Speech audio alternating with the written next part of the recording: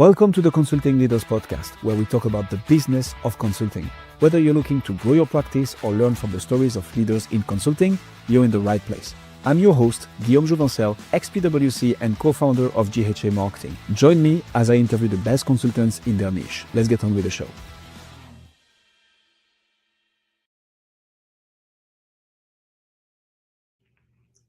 Laura, welcome to Consulting Leaders. Happy to have you. Thank you so much. Thank you. It's been a long time overdue. Let's jump straight into it. So, what got you into the fantastic world of consulting, Laura? Oh, wow. That's a great question. I have been doing this work for a very long time. So early on in my work career, I got very interested in understanding or very curious about why some organizations, leaders, and teams were working really well and getting great results and why others weren't. Like, what was happening? So I got a master's in organization development in my early 30s, and I've been doing this work ever since. So, a full-time career consultant. What's Yes. the problem that you solve? Like, what is it that you help people achieve? Yeah. Um, Oftentimes, clients come to me when they're stuck and they don't know how to get unstuck, right? They're not achieving the results that they want or the goals that they have, and they don't quite know how to unlock that. And so I help them kind of discover where there's a misalignment, whether it's around their culture, their structure, their leadership, and then we work on it, creating more alignment.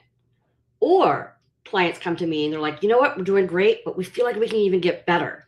So how do we, accelerate, the growth that we want, or accelerate our performance and the outcomes? So I'm either dealing with people who are stuck and things are not working well, or things are good, but everybody wants to get to a better place. So, what is that better place? Like, what is getting unstuck? Like, talk to me like I'm a CEO of a company that you're Yeah. helping. At the end of the day, I'm never going to say it, but what I care about is bottom line. So, you get people unstuck to achieve what? Right. We co-create that with you. Like what exactly about your bottom line do you want more of? Is it Mhm. just trying to hit your financial targets? Is it also trying to achieve, better, culture performance measures? Is it about improving your brand reputation? Besides the financial returns, what else are you interested in? And so I'm curious about the context of which that money or those outcomes that you want to have achieved, because that then kind of leads me to understand what you value. I like that. That's driven by Yeah. question. But Hmm. so, back to the organizational development. What does that mean? Like, you solve the organizational development issues that I have to help me have a team more efficient, more productive, so that at the end of the day, I have higher margins or better satisfaction of my employees. Is that the realm that we are playing within, or am I completely off the? No, you're totally right. And it could be any and all of those things. And oftentimes, where I start with is with the senior teams, right? The C suites, and understanding what matters to them, where are they aligned, or more importantly, where are they not aligned? Because that's where things start to get unraveled, is at that very top. And they often are unaware of that. They might all kind of walk into a leadership meeting going, nodding heads, saying, yes, this is what we want to achieve. When they Mhm. walk out of that room, they go back to their divisions and they say, well, this is what I'm going to do. Yeah. And that right there starts the disconnect.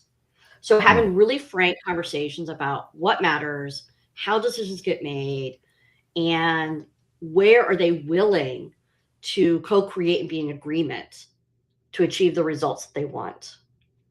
After that, it's really kind of diagnosing, is this a workplace culture issue amongst the rest of the organization? Is it a performance management issue? Is it a technology implementation issue, which given the world right now with AI, that's often people go straight to the AI as the issue as opposed to, looking at other aspects of organizational life. But understanding where can we then improve. But the first thing has to be those leaders have to be aligned, and they have to be honest and forthright about that. Is there a specific niche that you're targeting, a specific company size? Like, who is it that you're trying to get into the room with to help them solve those issues that they cannot get unstuck from? Yeah. So I've been doing this work for 26 years, and you're not going to like this answer, but I don't have a niche, right? Clients come to me either by referral or through networking, and they go, yes, I want you and your team, my company EnSpark, to support us in our journey to getting the results we want. Yeah. And does that typically turn out to be sort of medium to large size companies? Sure, mostly. We've done a lot of work in different corporate sectors, from tech to pharma to healthcare to higher ed. Done quite a bit of work in higher education, which is really interesting. They have a specific set of needs and issues. Quite a bit of work in the nonprofit sector, given the town that I'm in Washington, D.C. And then, not surprisingly, a little bit of federal, state, and local and county government work. So I have seen so many different teams and leaders that I feel like I bring a wealth of knowledge about. It doesn't have to be done a certain way, but when certain things are missing, it's going to get in the way. So that's an impressive curriculum. The question I can't help but think about, Laura, is how do you market then? How do you brand? When you have and obviously that has worked for you, right? So I'm not saying this is a bad thing. It's funny that you say, I won't like this answer. I don't know how you found out that I'm a fan of niching down.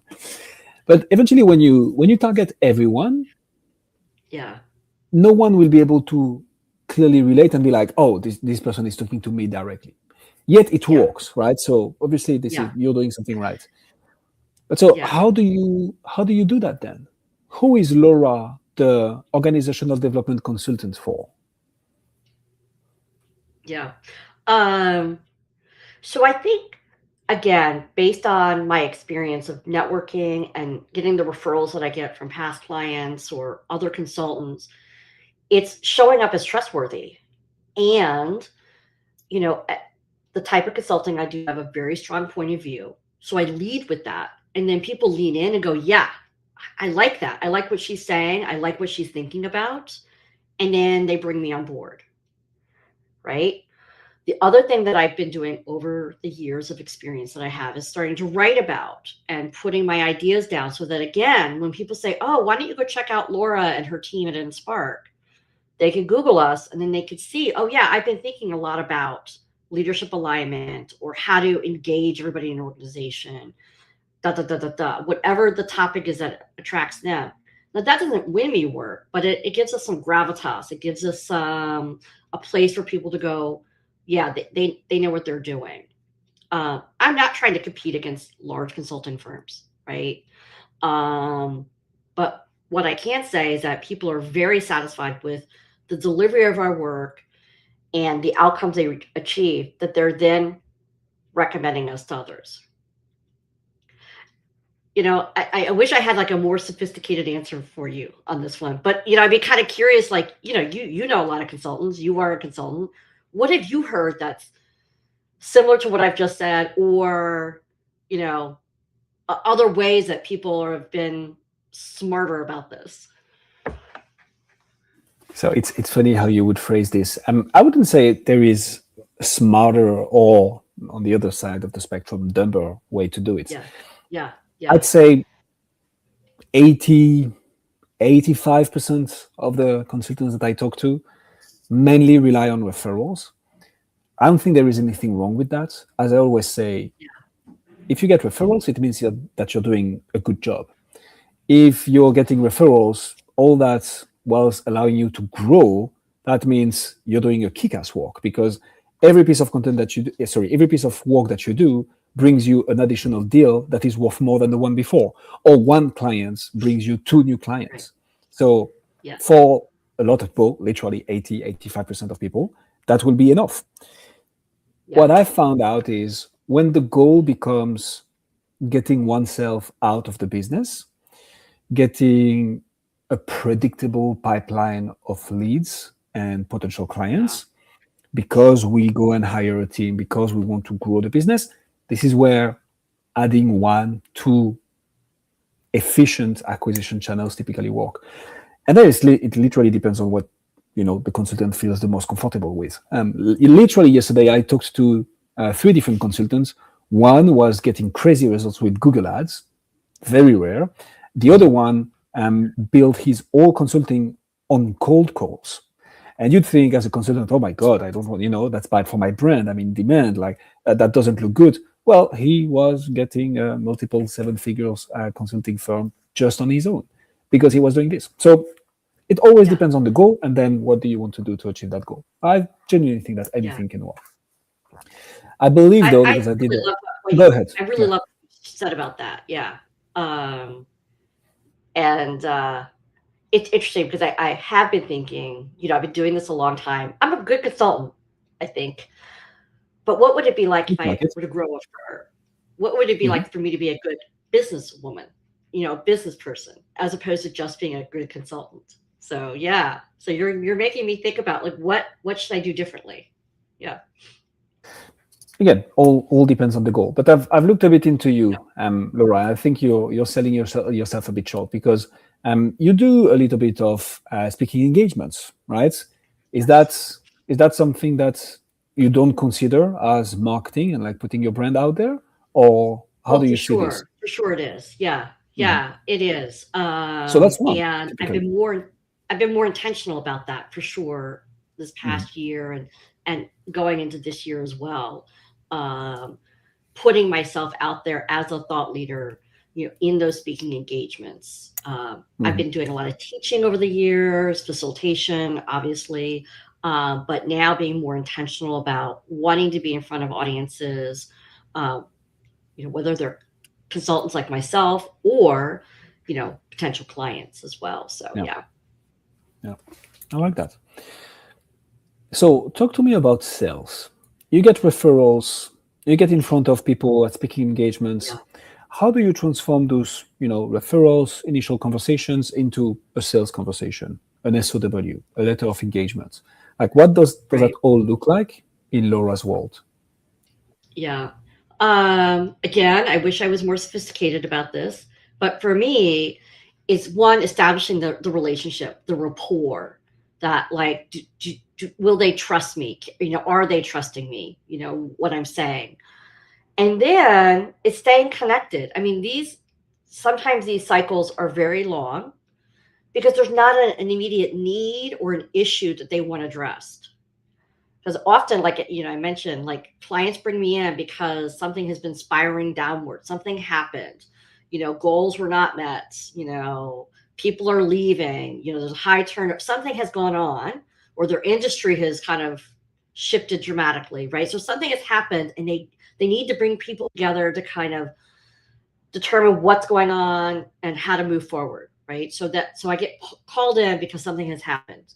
So if I've established that rapport and that trust with a potential client, and I'm top of mind, or I'm on a list for them to call when something has happened, then that usually goes very fast when there's a need.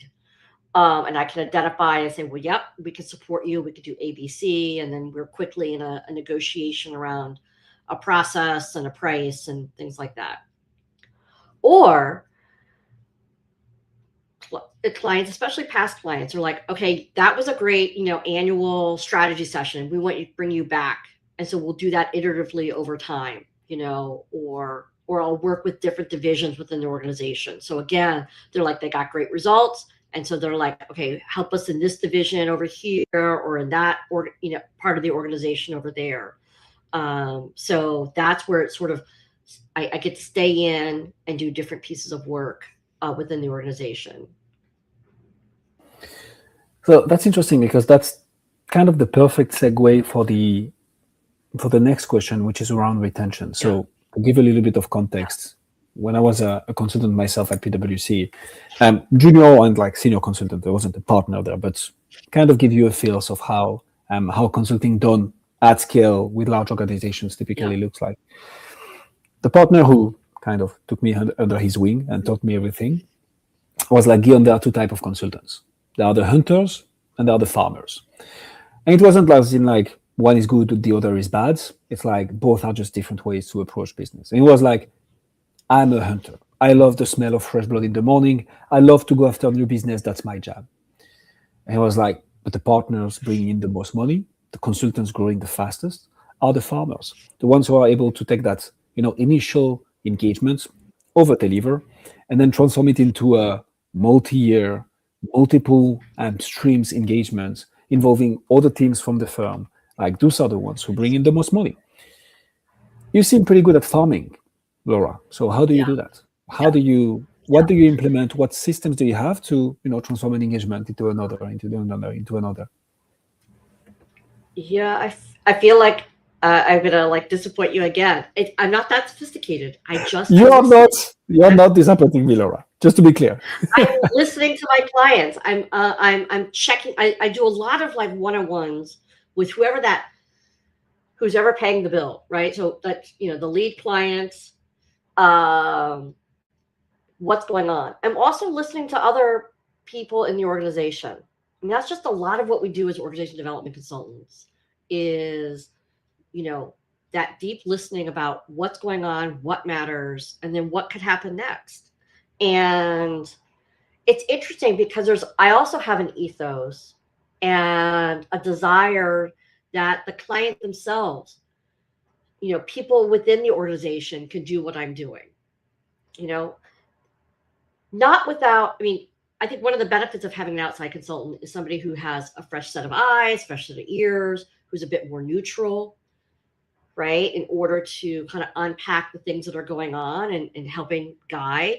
But I'm not there to give them the answers. They have to come up with their own. So I'm always interested in finding the people in the organization who are change agents, whether they've been trained formally like myself or just they have that acumen. They lean into those conversations and are able to wield that kind of influence and understand the change as a process. I love finding those people and then pointing them out to the lead client around this is a great asset in your organization to help continue the change work or to help keep things improving. So in some ways, yes, I love doing more and different things within an organization to support them. And in some ways, I kind of want to work myself out of a job. I know that sounds kind of like a cliche, but it's true. They should be able to have the wherewithal and the resources within the organization to identify these things for the continued improvement. Sometimes that can look like even formal training. I've done that as well, kind of leading people sort of, especially that middle manager layer, like how can they design and facilitate their own meetings? People don't think about process. We do all the time. So helping and training people around the simplest things about having a great meeting or helping them to understand how to diagnose, things that are going on. So we do that as well. So you keep on saying that you're not that sophisticated, but Laura, you very well know what you're doing. So I see what you're doing here.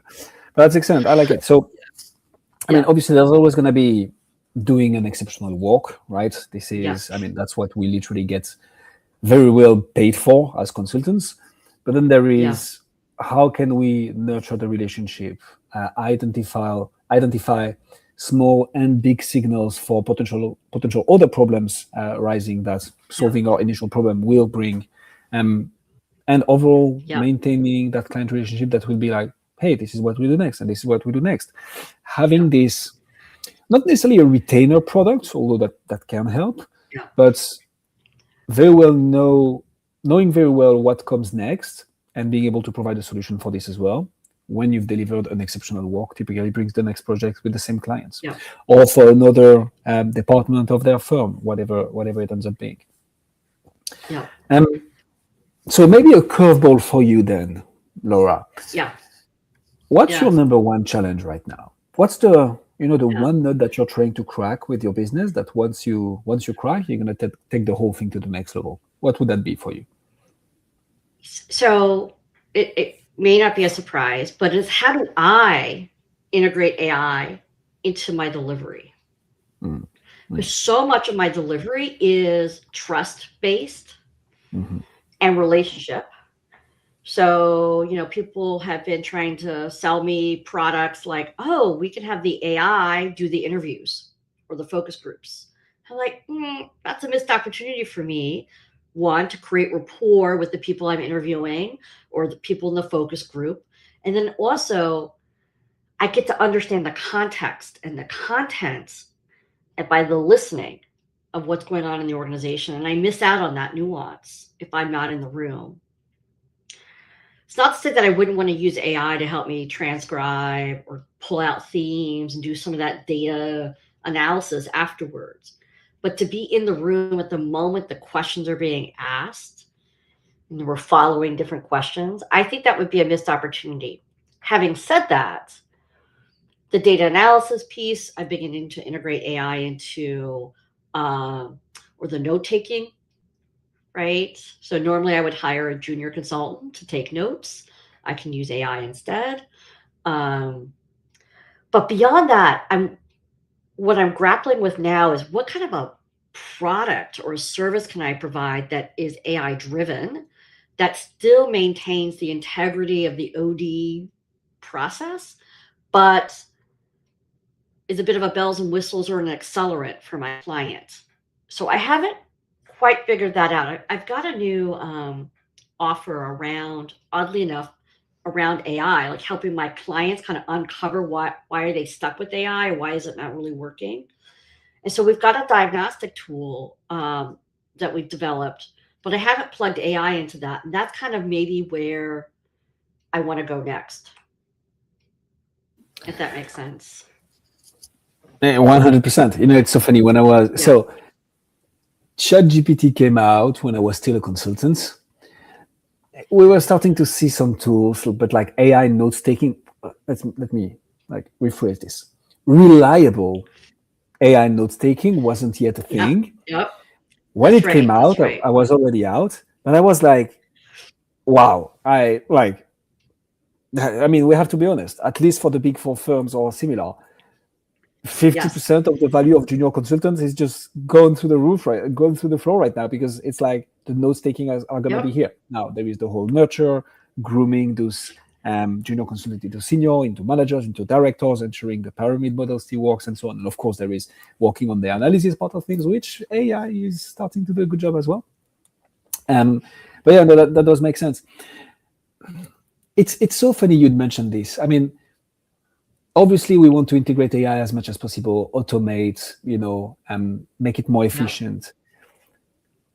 I think a big part of the consultants who are going to win in the AI age are the ones who are going to be able to properly identify what is it that they can delegate to AI and do it properly, but what needs to Yep. stay within human hands.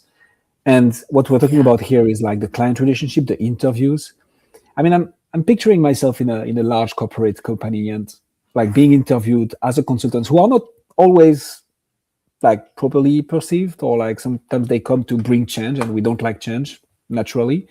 If Yep. on top of that Yep. it's an AI doing an interview and asking me about my processes and what I'm doing wrong, I mean it's a sensitive topic. So I agree with you. Yep. That is a challenge, and I suppose that the ones who are It going to is. solve that for consultants is going to make lots of money, because it's like, where do we put AI and how do we do it properly?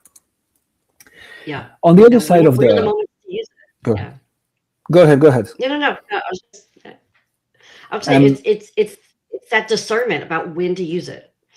Yeah. agreed. So whilst I believe this partly answers the next question as well, I want to ask, like, on the other side of the coin, so we have like challenges. What do you see as some of the biggest opportunities for you in the next three to Yeah. 6 months, Laura? What is it that you're excited to work Yeah. on? So the things that uh, when clients come to me, again, whether they're new or ongoingly, Mhm. the thing that they're really attracted to about what I talk about and what my firm delivers Mhm. is we have like kind of two things that we focus on. We focus on how to support our clients in engaging everybody in their organization, or if we're doing like community level work, like people in the community, how do we really tap into everybody in a way that's not chaotic, isn't going to derail things, but really enhance both the leader's understanding of what's really going on, but also engages people in a way that they then become excited about the changes that are happening. I mean, you just talked about like, oh my goodness, people have change fatigue, things are being done to them, there's a lot of resistance. And so what we have found is that if we actually bring people in to the process, there's less resistance. And oh, by the way, you get better solutions. So, you go to our website, and almost every article that we write about, we talk about all voices heard. Like, how do we really engage people in a process where they then become advocates for the change that's about to happen? And by the way, they've been co-creating it, so they're excited about it. So that's one thing that we bring to the table that I think is still very needed, especially in this world of AI, where so many people are like, well, here's what you have to do, and don't do this and do that. It's all sort of all these rules and regulations, and so there's a lot less people, and where are they in that process? And then the other part is, and we've been using this as a framework for a long time, is bringing strength-based approach to change, right? So when things are not working well, usually consultants go in and do a diagnostic and look at what's not working, and things just continue to spiral down. And so what we've discovered, and there's lots of research, and the neuroscientists will talk about this, and the OD consultants will talk about this, the practitioners and the scholars. If you bring in a strength-based approach, you'll still talk about what doesn't work, but it's the framing of the inquiry, the framing of the questions, the co-creation of the future that literally gets people unstuck and on a path to improvement. So we bring those two pieces to all of our engagements, engaging everybody and using a strength-based approach to change. And right now, when things are a bit chaotic, things are changing, socially, politically, industry-wise, regulations, AI, all this disruption, people are finding these two pillars of what we do to be very grounding. They want that.